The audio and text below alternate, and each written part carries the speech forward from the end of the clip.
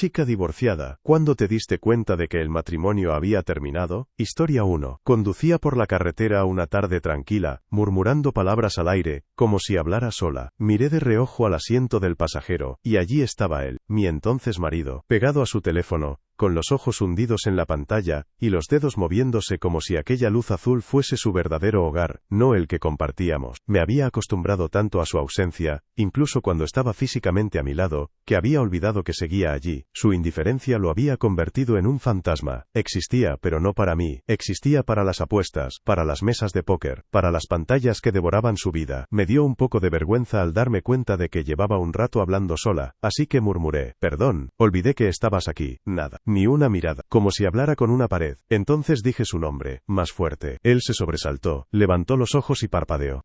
¿Dijiste algo? Y en ese instante la verdad me golpeó de lleno. No era solo que vivía con alguien que me ignoraba, vivía orbitando alrededor de un silencio que no era mío, como un satélite olvidado girando sin rumbo. De no ser por mi perro, bien podría haber sido un fantasma. Ese momento no rompió el matrimonio, pero grabó en mí una verdad imposible de enterrar, y el día en que me marché fue el día en que la vida volvió a respirar. Historia 2. En mi peor momento, la enfermedad de Crohn me dejó en los huesos. 62 kilos en un cuerpo de 1,93 metros. Parecía un espantapájaros derrotado. Mi peso normal rondaba los 100, pero en 3 meses de crisis brutal caí en picado. En medio de todo eso, apenas pudiendo mantenerme en pie, escuché su voz al otro lado de la pared. Mi entonces esposa, susurrando por teléfono: yo no firmé para esto. Si no muere pronto, tendré que divorciarme. Esas palabras me golpearon más fuerte que la enfermedad. Me gritaba incluso por hacer demasiado ruido en el baño. Decía que la despertaba con mi sufrimiento. Me llamaba vago, aunque nunca falté al trabajo. Pagaba las cuentas, alimentaba a nuestros hijos y la libraba de cualquier esfuerzo más allá de comprar por internet y criticar mi existencia. Al final se fue, firmó los papeles, y con ella se fue también el dolor. Después del divorcio, ni un solo brote, ni una pastilla. Como lo que quiero, bebo lo que me apetece. Recuperé mi peso, incluso mejor que antes. Ya pasaron 13 años y Crohn no me ha vuelto a tocar. A veces la verdadera curación empieza en el instante en que alguien cruza la puerta para no volver. Historia 3. Ya nos veníamos rompiendo hacía tiempo, fisuras pequeñas que yo intentaba pegar con terapia y esperanzas ciegas de que todavía había algo que salvar. Nuestra hija menor apenas tenía 2 años. Con su historial de convulsiones yo sabía reconocer las señales, pero nunca dejaban de dar miedo. Aquella noche ardía, 104 y subiendo. Caminaba por la sala oscura con su cuerpo febril contra mi pecho, intentando decidir si era momento de ir a urgencias o de sobrevivir otra noche interminable. En mis brazos era calor y angustia. Entonces se oyó su voz, dura, cortante. Su padre estaba allí, gritando, no contra la fiebre, no contra la enfermedad, sino contra mí. Me insultaba, me culpaba de su vida rota, lanzando palabras como marcas de fuego, todo mientras su hija ardía en mis brazos. Yo le pregunté, sin calma, casi con desesperación: ¿qué harías si tu hija viniera un día y te dijera que su pareja le habla así? Él ni parpadeó. Contestó seco: si se lo merece. Su indiferencia fue más helada que la madrugada. No recuerdo que supuesta falta había encendido su rabia. Tal vez respiré mal. Tal vez simplemente estaba ahí. Pero sí recuerdo lo esencial. Mi hija mayor, de 11 años, estaba en lo alto de la escalera, ojos enormes, fijos en mí, viendo todo. Ese fue el momento. Me hice una promesa silenciosa: sobrevivir a las fiestas, llegar a su cumpleaños y marcharme. Así fue. Pasaron las fiestas. Llegó el cumpleaños, el mismo desastre, con papel de regalo encima. Él se amargó, refunfuñó, incapaz de tolerar que la atención no girara en torno a él. Cuando el reloj marcó medianoche, sentí la línea de meta. Lo miré y dije: quiero el divorcio. Y esa fue la última vez que permití que mi hija fuera espectadora de su furia. Historia 4. Cuando de repente empezó a hablar de cabras, me quedé helada. ¿Quién abre una conversación así, de la nada? Habían pasado ya 2 años desde que me lancé de lleno al hobby de la granja. Compré 2 cabras, les puse nombres, las malcriaba con manzanas y zanahorias, devoraba libros y foros sobre su cuidado. Era una obsesión inocente, como la que tienen los niños con los trenes o los dinosaurios, y me daba un motivo para sonreír cuando casi nada más lo hacía, sobre todo viviendo con un hombre que parecía irritado por mi mera presencia. Un día, mientras le contaba emocionada sobre recortes de pezuñas o suplementos minerales, me interrumpió de golpe. Me dijo, palabra por palabra: cállate con las malditas cabras. Añadió que podía ayudar a cargar sacos de pienso o arreglar una valla, pero que no quería escucharme hablar más de eso. Me callé. Supuse que estaba siendo pesada. Guardé esa parte de mí en un cajón,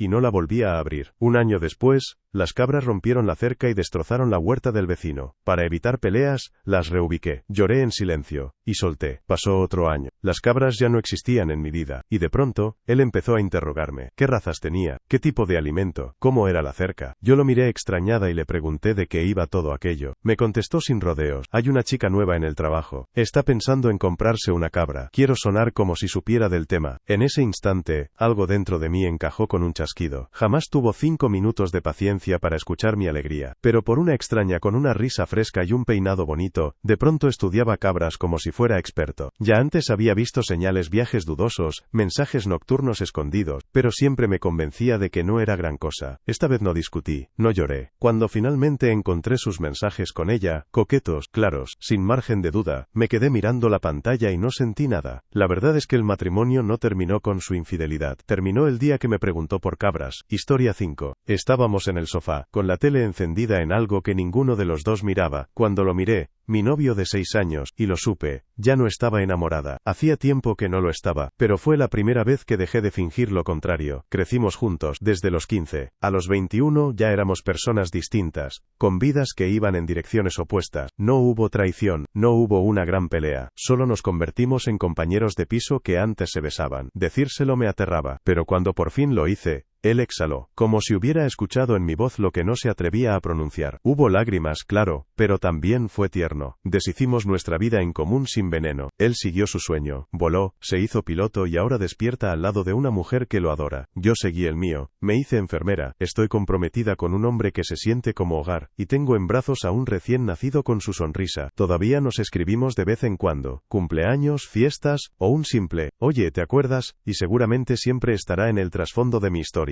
Pero nunca fuimos el final, solo un capítulo hermoso que nos enseñó a amar, y, al final, a dejar ir. Historia 6. Él me preguntó, ¿cómo estás? Solo eso, yo respondí, bien, con un tono plano, mirando por la ventana los árboles que pasaban, y con eso bastó. Estalló, me llamó desagradecida y respetuosa, dijo que tenía un tono ofensivo, me reprendió todo el trayecto como si hubiera cometido traición, y lo único que hice fue contestar a su pregunta. Ese fue el momento en que la verdad se me incrustó en los huesos. Más de 10 años juntos, 7 de casados, y finalmente lo vi. Nunca se trató de lo que yo dijera o hiciera. Podía doblarme hasta romperme, podía esforzarme hasta borrar mi propia voz, y aún así nunca sería suficiente. Él no quería una compañera, quería a alguien a quien controlar, un blanco, un saco para su amargura. Yo no era una persona para él, era un accesorio, un objeto al que podía gritar cada vez que su propia insatisfacción lo consumía. Entendí que no me amaba, me toleraba, me usaba como saco de boxeo emocional. Cada discusión, por mínima que fuera, terminaba en gritos para que pudiera decir, esto es culpa tuya. No importaba cuán cuidadosa yo fuera, el final ya estaba escrito. Ese día en el coche, mirando por la ventana mientras él escupía veneno, algo dentro de mí se quebró definitivamente, y por primera vez no quise repararlo. Había terminado, por completo, para siempre. Historia 7. Cuando se fue, no pareció real, fue como un sueño del que esperaba despertar. Los detalles ya no importan. Nuestro matrimonio llevaba tiempo agrietándose bajo el peso de sus decisiones, de su mente desbordada, de su lucha silenciosa. Yo resistí un mes después del estallido, intentando remendar lo que podía, deseando que ella también quisiera salvar algo, pero en su mirada, ya no estábamos ni yo ni nuestras hijas. Un día, sin previo aviso, simplemente dijo, me voy. No hubo conversación. No hubo espacio para aferrarnos a una última salida. Su madre llegó desde otro estado, cargaron el coche, un adiós breve, y desapareció. Me dejó allí, de pie, con nuestras hijas a mi lado, como si fuéramos un pie de página en su historia. Han pasado 3 meses, y sigo esperando despertar. Ella perseguía un fantasma, esa imagen imposible de la madre perfecta, de la esposa impecable. Pero ese ideal la estaba consumiendo, y nunca lo dijo, ni una señal, nada a lo que yo pudiera aferrarme. Incluso ahora insiste en que fui un buen esposo, un buen padre, que no tengo culpa de nada, y quizá eso es lo que más duele, lo invisible que era su dolor. A veces, los más cercanos son los que mejor saben ocultar sus heridas. Si me lo hubiera dicho, una vez, un año antes, un mes, una semana, tal vez todavía seríamos una familia bajo un mismo techo. Historia 8. Las grietas se habían acumulado durante años, pequeñas decepciones, traiciones mínimas, olvidos constantes, pero el momento en que todo se rompió de verdad,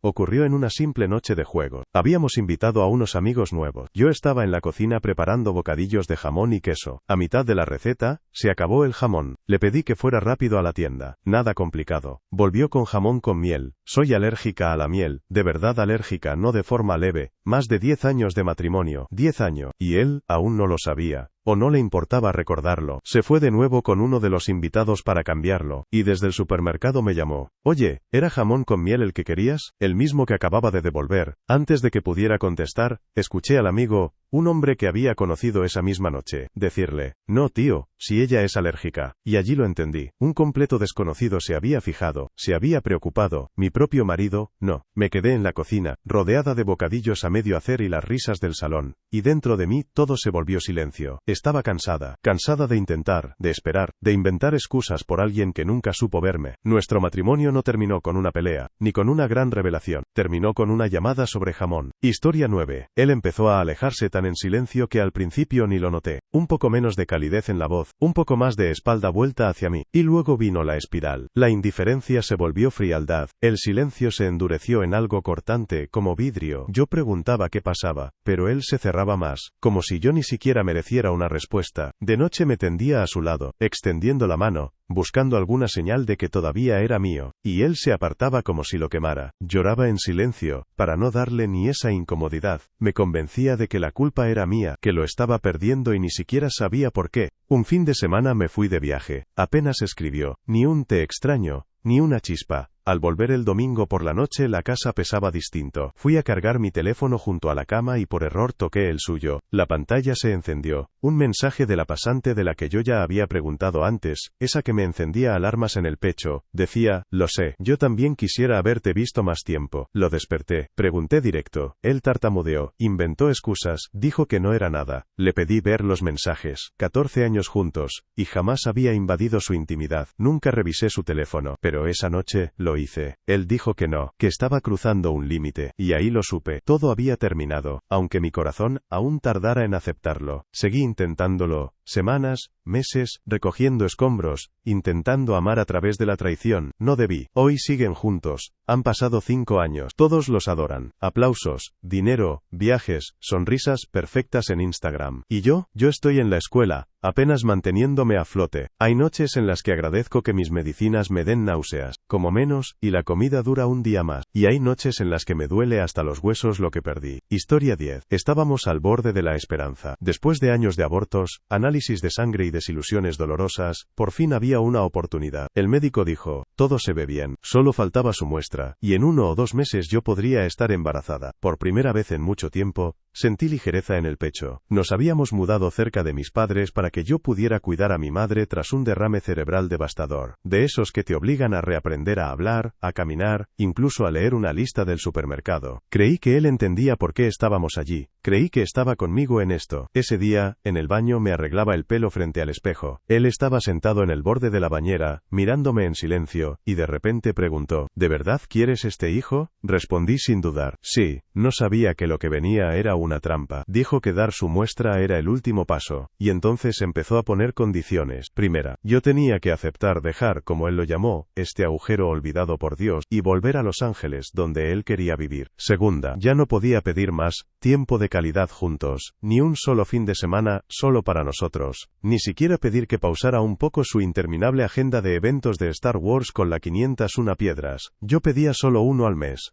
Tercera, como yo le había costado demasiado a la familia por mudarnos para cuidar a mi madre, que según él, igual se iba a morir, debía renunciar a cualquier decisión importante durante los próximos años. Y entonces lo dijo, con el tono frío de un contrato, si aceptaba esas reglas, si yo, en sus palabras, era una buena chica durante 2 años y medio, sí, así, palabra por palabra, entonces consideraría hacer su donación, y yo tendría permiso de tener un hijo. Permiso. Fue en ese instante, mirando mi reflejo en el espejo, cuando lo entendí. Mi dolor, mi amor, mi esperanza, para él no eran más que moneda de cambio. No veía a un compañero de vida, veía a un negociador que usaba mi deseo de ser madre como palanca. Historia 11. Fue fue el momento en que entendí que ya no me quería. Y lo peor, que quizá llevaba tiempo sin quererme. Ya se había ido de casa, diciendo que necesitaba espacio para aclararse. Llevaba un mes instalado en casa de sus padres, mientras seguíamos con terapia de pareja, y demasiada esperanza después de su infidelidad. 18 años juntos, y todo se desmoronaba. Y entonces llegó el incendio. El fuego avanzaba demasiado cerca. Nuestra casa quedó justo en el borde de la zona de evacuación. El aire era espeso, las sirenas sonaban a lo lejos, y yo estaba sola en lo que solía ser nuestro hogar. Le supliqué que se quedara esa noche, solo para estar allí, solo para no sentir tanto miedo en soledad. Me dijo que no, sin discutir, sin consolar, simplemente se subió al coche y se fue. Yo me quedé mirando sus luces traseras desaparecer entre el humo. No fue un golpe seco ni un estallido, fue silencio, entumecimiento, y el verdadero peso de ese instante me alcanzó semanas después, cuando lo repetía una y otra vez en mi cabeza. Me dejó allí, asustada, vulnerable, pidiendo algo mínimo, y aún así eligió la distancia. Me quedé demasiado tiempo, ahora lo sé. Cuando estás con alguien desde los 17, cuesta ver dónde termina él y dónde empiezas tú. Estaba demasiado atrapada en el hábito de nosotros, para notar a tiempo que él ya se había ido. Historia 12. Cuando nos separamos le pregunté directamente, ¿quieres estar con el hombre con el que me engañaste? Le dije que si era así, yo presentaría el divorcio sin dramas, arreglaríamos lo de los niños y seguiríamos adelante. Ella lo negó una y otra vez. Juró que no. Dijo que nunca más quería verlo, que aún me amaba, que quería arreglarlo, que solo necesitaba espacio para aclarar su mente, pero que tal vez algún día podríamos intentarlo de nuevo. Lágrimas, declaraciones de eres el único amor verdadero que he tenido, todo ese teatro. Y yo quise creerle. Dios sabe que quise. 6 semanas después descubrí que seguía viéndolo. En silencio, a escondidas. No porque yo lo hubiera prohibido. No lo hice. Le había dado una salida clara. Y aún así eligió la mentira. Ese fue el momento decisivo. No la infidelidad en sí, ni siquiera el dolor, sino el hecho de que, aun teniendo la oportunidad de ser honesta, escogió la falsedad. Me golpeó no por la sorpresa, sino porque confirmó lo que yo no quería admitir. Nada había cambiado. Ella no había crecido, no había reflexionado, no había aprendido nada. Fue entonces cuando solté todo, la rabia, las preguntas, esa voz pequeña que aún soñaba con un regreso. Se terminó, definitivamente. Historia 13. Ya llevábamos un tiempo viviendo separados. Yo me mudé por un nuevo trabajo, y acordamos que él cerraría su negocio, que ya se hundía, y se uniría a nosotras en unos meses. Ese era el plan, pero como tantas cosas con él, se quedó en promesa. La segunda promesa fueron los fines de semana. Me dijo que estaría con nosotras desde el viernes por la noche hasta el lunes por la mañana. Muy pronto eso se redujo solo al domingo. Y después, solo sí, no había nada más. Un domingo me dijo que no podía venir porque tenía una reunión inaplazable. Más tarde confesó que la habían cancelado, y que en realidad sintió alivio, que no se encontraba bien, y que agradecía no tener que hacer el viaje. 2 horas y 15 minutos, eso era todo lo que lo separaba de su familia, y se alegraba de no tener que recorrerlos. Mientras tanto, yo sostenía el mundo sola. Durante más de 2 años y medio, fui la madre y el padre de nuestra hija neurodivergente. Cuando nos contagiamos de COVID, y él estaba en el extranjero, yo apenas podía mantenerme en pie, pero aún cocinaba, limpiaba, calmaba crisis, mantenía rutina. Yo no tenía la opción de decir no me encuentro bien y desaparecer. Ese instante, cuando él admitió que se sintió aliviado de no vernos, borró la última ilusión a la que me aferraba. Entendí que ya era madre soltera. Solo esperaba a alguien que nunca había estado realmente presente. La separación oficial llegó poco después, y la verdad, el papeleo solo alcanzó a lo que ya era real. Historia 14. Tenía 24 años, adulto en papeles, pero ni siquiera podía tomarse sus medicinas sin que yo le recordara, le trajera un vaso de agua y le pusiera las pastillas en la mano. Tratamiento diario para las convulsiones, desde niño, y aún así, todo recaía. Se negaba a ser padre, no trabajaba, no limpiaba, ni siquiera se cuidaba a sí mismo. Y cuando yo atendía a nuestra hija, se enfadaba, me acusaba de elegirla a ella antes que a él, como si hubiera elección posible. A los 2 meses del parto, volví al hospital para una cirugía, con bata, sueros, puntos aún frescos, y él pasaba los días jugando a la consola, mientras su madre, en la que jamás confié, no permitía que sus hermanas cuidaran a la niña, aunque lo ofrecieron, y yo lo rogué. Cuando regresé a casa, mi bebé tenía una infección de oído, estaba cubierta de suciedad, biberones pegajosos con fórmula vieja, la casa hecha un desastre. Yo, con puntos abiertos aún sangrando. Tuve que limpiar todo ese mismo día, fregué, bañé a mi hija, lavé cada plato, preparé la cena. No fue un recibimiento, fue recoger ruinas que nadie más quiso tocar. Un mes después conseguí un pequeño trabajo, apenas para pañales y gasolina. Odiaba dejarla en casa con él y su madre, pero no tenía otra salida. Y entonces, un día jugando con ella, la dejó caer. Le dislocó el brazo. Tenía 4 meses.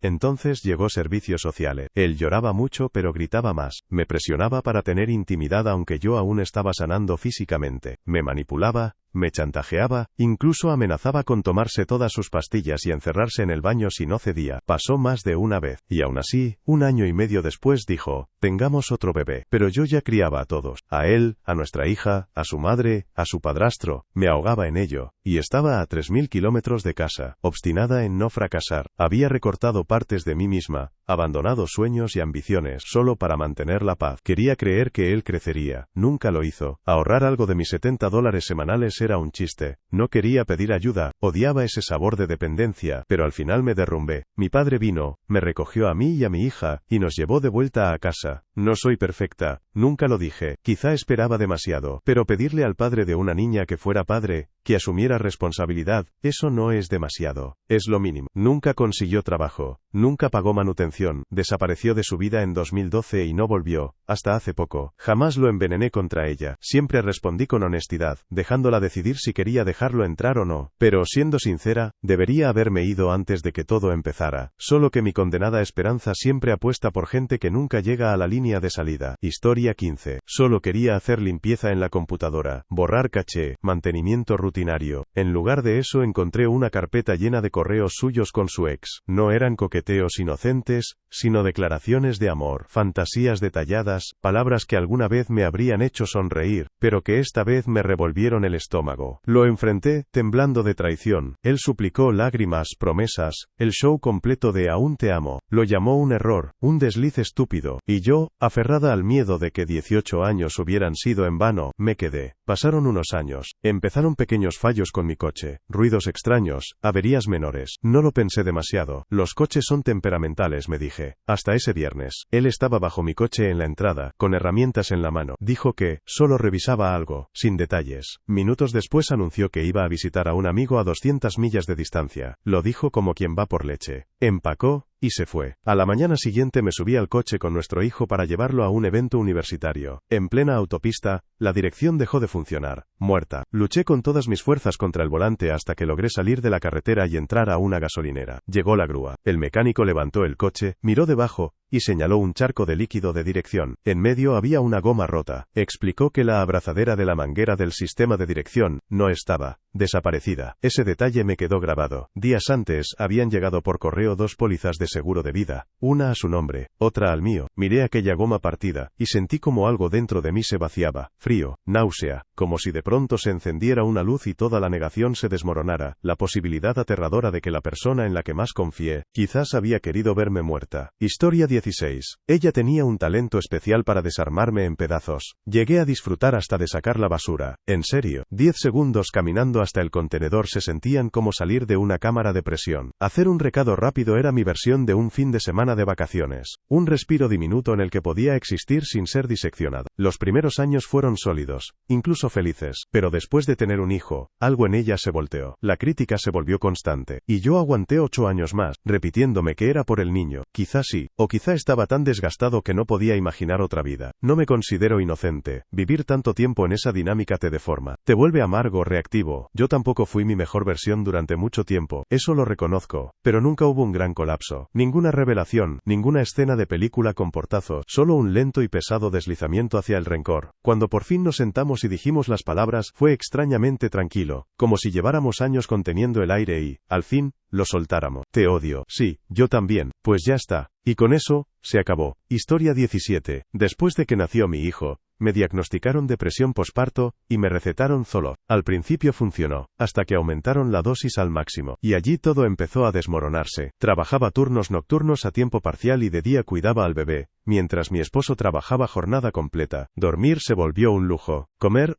Un recuerdo. Mi cuerpo sobrevivía al límite, mi mente se hundía en lo oscuro. Empecé a tener pensamientos de volar al cielo, parálisis del sueño que me dejaba atrapada en el miedo, sueños tan vívidos que parecían perseguirme despierta, y aún así, nadie me dio una guía real sobre cómo manejar esa medicación. Un día lo dejé, en seco. No sabía que no debía hacerlo, solo sabía que no podía seguir cayendo en ese espiral. Pero los pensamientos no se fueron, se hicieron más fuertes. Una noche, tras un turno, llegué a casa y me quedé parada pensando si era ese el final, si desaparecer sería más fácil que aguantar un minuto más de esta tormenta silenciosa. Semanas después, se lo conté, todo, las pastillas, los pensamientos, la noche en que casi no volví, y él me miró y solo dijo, sí. Lo noté, solo que, no dije nada. Esa frase me rompió más que cualquier síntoma. Ese día entendí que me estaba ahogando frente a alguien que jamás intentó lanzarme una cuerda, y en ese instante decidí, hasta aquí, se acabó. Historia 18. Yo estaba destinado en el extranjero, trabajando turnos brutales de 14 horas, como un fantasma propiedad del gobierno. La mayoría de los días ni siquiera tenía tiempo para comer como una persona normal. Aquella noche llegué a casa alrededor de las 3 de la mañana. El apartamento estaba oscuro, silencioso. Dejé el equipo en el suelo, me dejé caer en el sofá y puse algo sin sentido en la televisión para desconectar. Entonces su Apple Watch,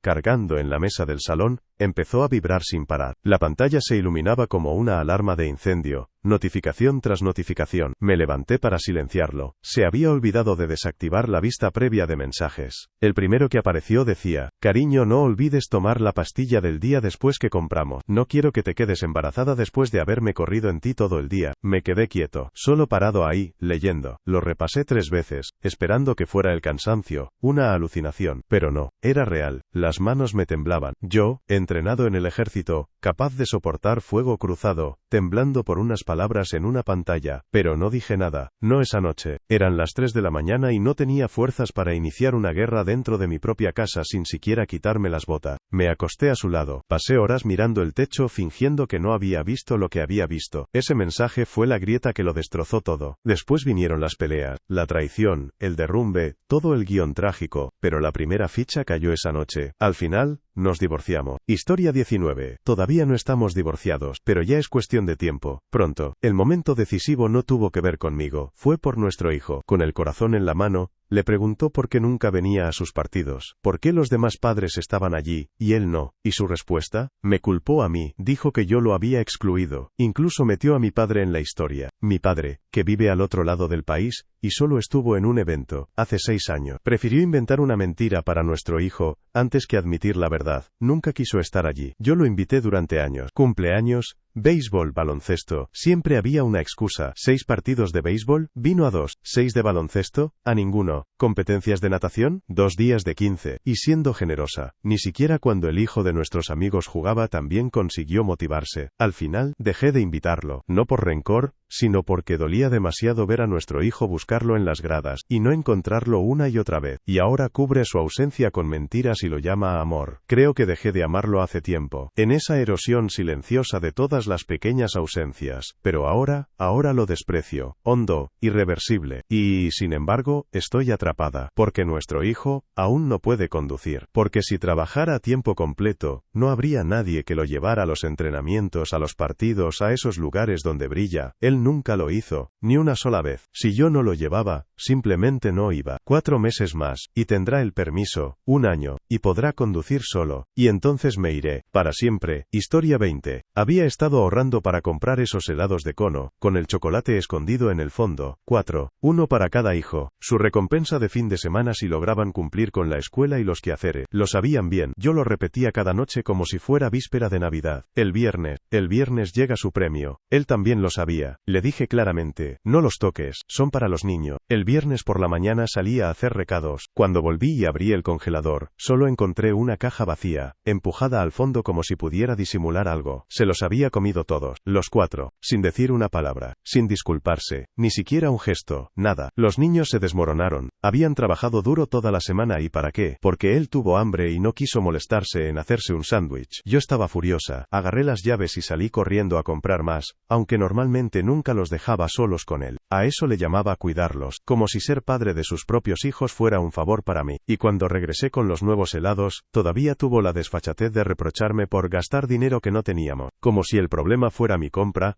y no que él les hubiera robado a los niños su premio sin pensarlo 2 veces. Esa misma noche le dije que quería el divorcio. No era por el helado, era porque había visto a sus hijos ilusionarse toda la semana, ganarse esa pequeña alegría, y aún así se la arrebató, sin importarle, como si ellos no importaran, como si yo no importara. Hoy los niños ya son adultos, apenas lo ven, y, siendo sincera, no me sorprende en lo más mínimo. Historia 21. Estuvimos casados 20 años, pero la verdad es que gran parte de ese tiempo fuimos extraños compartiendo casa. A él no le interesaba nada que implicara estar juntos, ni cenas, ni paseos, ni conversaciones mínimas. Le supliqué que fuera conmigo a terapia. Aguantó 2 sesiones y luego declaró que el problema era mío y que estaba perdiendo el tiempo de todo. Entonces empecé a planear mi salida en silencio. Guardé en mi cabeza un pequeño pueblo en otro estado, donde vivía una amiga. Aún no estaba lista para irme, pero cada día estaba más cerca. Un día ocurrió algo que me sacudió. Salí de excursión con esa amiga, y nos encontramos con una osa y sus crías. El corazón me latía con fuerza, la adrenalina me quemaba la piel. Saqué algunas fotos desde una distancia segura. Sentí que el universo me gritaba, despierta. Al volver a casa, todavía temblando de la emoción, le pregunté si quería ver las fotos. Ni levantó la vista del partido de golf, solo rodó los ojos y murmuró, supongo. Se las mostré igual. Nada, silencio absoluto. Esperé a que terminara el juego, y entonces, con la misma calma con la que alguien menciona que se acabó la leche, le dije, quiero divorciarme, y me mudaré a otro estado. Un mes después, ya me había ido. Historia 22. Para mí, el momento llegó durante la pandemia. Ella siempre había sido una adicta al trabajo, casada más con su agenda que conmigo. Durante años me repetí, es solo una fase. Tendremos nuestro tiempo cuando baje el ritmo. Luego el mundo se detuvo, y por primera vez en nuestro matrimonio, estaba en casa, presente, disponible, y me di cuenta de algo brutal. La vida era más llevadera cuando ella no estaba. Esa verdad cayó sobre mí como un ladrillo envuelto en culpa. Pero una vez que me golpeó, todo lo demás encajó. Vi lo evidente. No habría rescate. No habría arreglo milagroso. Si quería paz, si quería realmente vivir, yo tendría que romper el ciclo. Sabía que probablemente ella me sobreviviría. Pero también sabía otra cosa. Si me quedaba, le estaría mostrando a nuestro hijo que la vida consiste en apretar los dientes y soportar décadas de miseria silenciosa porque, así toca. Y yo no podía hacerle eso. Ni a él, ni a mí mismo. Así que se lo dije. No sé si es feliz ahora. Historia 23. Mi marido solía contarme historias de su primer matrimonio, y siempre tenían la misma melodía. Pasara lo que pasara, la culpa era suya. Un choque en el aparcamiento, su culpa, por dejarla comprar un coche demasiado grande. Un incendio en la cocina, también su culpa, por no recordarle apagar el fuego. Ella subió de peso, él era el culpable por llevar galletas a la casa, y si no las compraba también estaba mal. ¿Cómo pudiste olvidarlas? Y cuando ella le fue infiel, dijo que era porque él no era lo bastante romántico. Lo irónico es que viajaban en crucero 2 veces al año y celebraban aniversarios en Europa como si fuera una costumbre obligatoria. Al parecer, el romance tenía pasaporte, pero no raíces. Yo lo escuchaba y pensaba, este hombre debía de estar agotado solo de despertar al lado de tanto reproche. En una de nuestras primeras citas me llevó a Chile. Nada de cruceros, nada de París. Pero él era tan guapo, tan amable, tan atento, que de verdad no me habría importado si hubiera sido un McDonald's. Podría haberme ofrecido un menú de $1, y yo ya estaba dentro. Ahora han pasado más de 20 años, y seguimos firmes, seguimos siendo nosotros. Historia 24. Ya lo presentía, las noches largas fuera de casa, las excusas flojas, ese nudo en el estómago que intentaba acallar. Empecé a notar cosas, la manipulación, el gaslighting, la forma en que cada discusión terminaba girando hacia mí, como si todo fuera mi culpa. Esto fue antes de que narcisista se volviera una palabra de moda. En aquel entonces, solo era la certeza amarga de que vivía con alguien que no me veía. Se acercaba nuestro 8º aniversario. Le compré un regalo caro, un viaje de golf totalmente pagado a un campo de lujo del que llevaba meses hablando, no solo para él, también para un amigo. Pensé que, pese a todo, podía al menos tener un gesto generoso. Habíamos hablado de salir a cenar,